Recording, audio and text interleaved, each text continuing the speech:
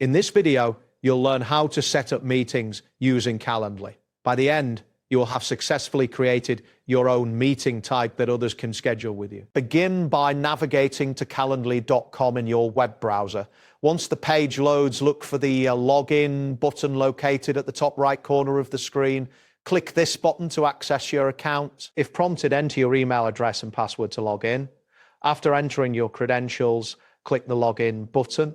You should now see your Calendly dashboard, which displays your existing events and meeting types. Next, locate the scheduling option in the main menu on the left side of the dashboard.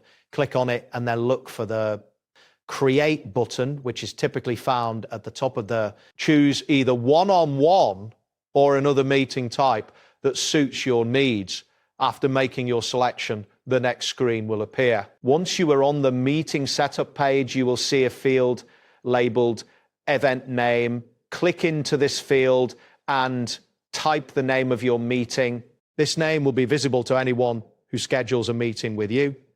After you have entered the name, look for the Create button at the bottom right corner of the screen and click it to proceed. After clicking Create, you will be taken to a screen where you can select the date and time for your meeting. Click on the Select a Date and Time option to open the calendar interface. Choose your preferred date and then select an available time slot.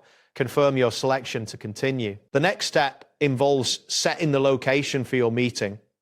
Click on the Location option, which will allow you to specify whether the meeting will be in person, over the phone, or via a video conferencing platform. Choose Zoom if you prefer to meet virtually. You will need to have a Zoom account linked to your account for this option to work. Finally, click the Save Changes button located at the bottom of the setup page to save your meeting configuration.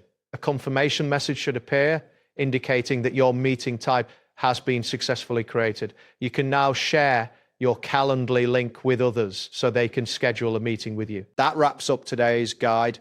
Thanks for watching and catch you in the next tutorial.